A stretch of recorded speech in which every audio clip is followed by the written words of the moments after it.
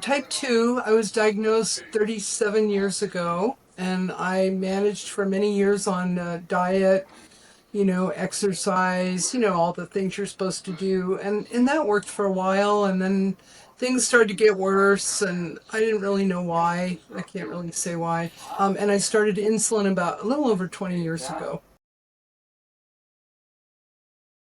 I did an internet search looking for an alternative to the ketogenic diet that I was on that had worked well for many years. I lost some weight. My blood sugars were pretty good, and then it started to turn on me, so to speak, and I couldn't get my blood sugar down. So I started looking around. I've been on the American Diabetic Association diet. I've done a lot of things, and it looked really interesting. The premises were very interesting. The fact that they have two type 1 diabetics who are running the program, who both also have scientific education, really impressed me. I've had diabetic ketoacidosis. I was admitted to the hospital in 2015 because I didn't realize, I guess, how high my blood sugars were getting. And I had quit checking them because in my really smart brain, I decided that maybe I didn't really need insulin. Maybe I could just exercise more and eat less carbohydrate and I'd be fine. So I wasn't checking real often, and boy, did I learn a lesson. So I came out of the hospital with more need for insulin. Well, my blood sugar was, I mean, there were whole days would go by, it would be very high. Well, for me, it was 180, which was pretty high without eating a thing. I would fast all day and my blood sugar would stay at 180, sometimes for days on end. So I was really frustrated because I thought I was eating right. you know, I wasn't. I was eating a ton of fat because that's what the ketogenic diet suggests. So I was looking for that. I needed to lose some weight, which I've also accomplished. Not only has my blood sugar come down, but I've lost weight. I had a little high blood pressure. I'm on one med. I thought if I can get my blood pressure down, I won't take anything but insulin, which is very appealing to me. I don't like pills. I don't like the insulin either, but what are you going to do? The idea of being vegan, it was all new to me, but I also like the idea at the same time. And so I needed help figuring out what to eat, how to manage my insulin around the new diet or the new way of eating, I guess I should call it. And I work out at the gym a lot, and how do I manage everything all together? So I signed up for the short coaching, the 3-month coaching. Linda really focused on not only the food, how to eat, how to keep my fats low and my proteins reasonable, and not worry about carbs. I kept, being really fearful of eating that many carbohydrates because I've been restricted for so long that it was really hard for me to make this transition mentally.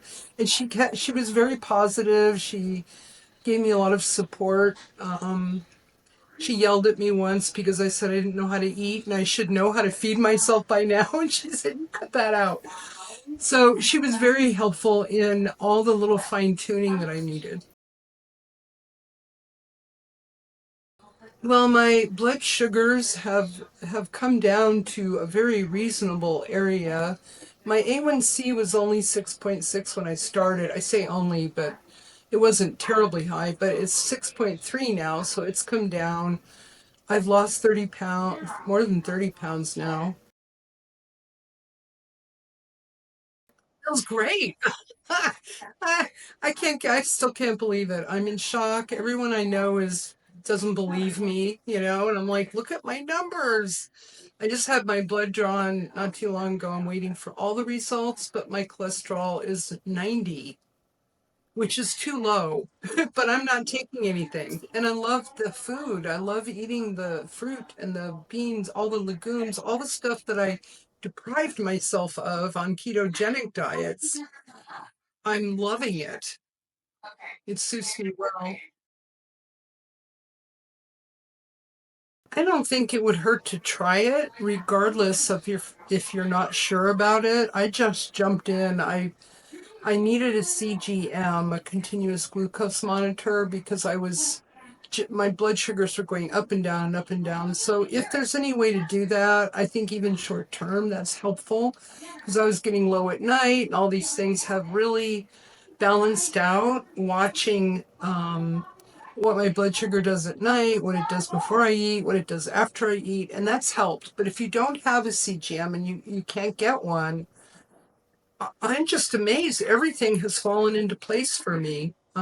Just eating the simple fruit and vegetables mostly. So I would say give it a try because I don't think you really have a lot to lose. It's not as expensive to eat this way as people think.